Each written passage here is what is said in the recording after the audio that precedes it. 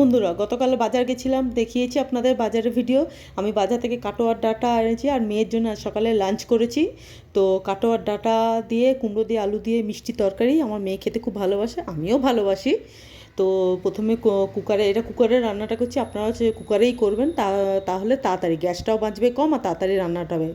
কুমড়ো, আলু আর কাটোয়ার ডাঁটা দিয়ে দিলাম আর সর্ষের তেলে, আর দিয়ে দিলাম এর মধ্যে বেশি কিছু মশলা লাগে না, নিরামিষ রান্না। এর মধ্যে লাগে হচ্ছে নুন, পরিমাণ মতো নুন, হলুদ, একটু হাফ চামচ জিরে গুঁড়ো আর একটু আদা গ্রেট করে দিয়েছি, সঙ্গে দিয়েছি দুটো কাঁচা লঙ্কা, ব্যাস এই মশলা, আর কিছু লাগে না। আর এখানে আমি দিয়েছি 2 থেকে 2.5 চামচ চিনি দিয়েছি, কেন তরকারিটা একটু মিষ্টি মিষ্টি করতে হয়, মিষ্টি মিষ্টি তরকারি, এটা কাটোয়া ডাঁটার তরকারিটা মিষ্টি মিষ্টি খেতে খুব ভালো লাগে।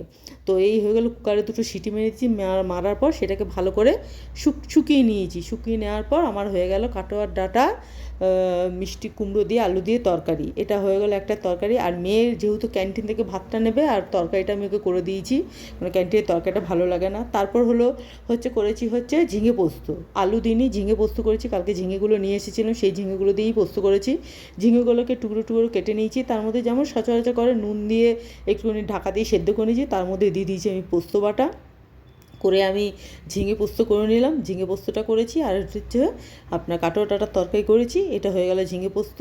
আর এটা ঝিঙে পোস্তটা নামিয়ে দিলাম। এখানে পোস্ত তো সচরাচর খুব একটা বেশি পাওয়া যায় না, কালকে 50 টাকার পোস্ত এনেছি, মানে ওটা বললো যে 50 গ্রামের দাম হচ্ছে 80 টাকা, তো আমি 50 টাকার পোস্ত এনেছি। আর দিয়ে দিলাম করলা, কালকে করলা হচ্ছে, করলা আর পেঁয়াজের ভাজা। তো এটা হলো আজকে আমার মেয়ের লাঞ্চ করে দিয়েছি, ভাত বাদে বাকি সমস্ত তরকারি করে দিয়েছি। এগুলো আমার হয়ে গেল রান্না, প্লাস এগুলো আমি মেয়েকে দিয়ে টিফিন বক্সে প্যাক করে দিলাম। এগুলোই হয়েছে আমারও দুপুরে, আমি এই দিয়েই ভাত খেয়েছি।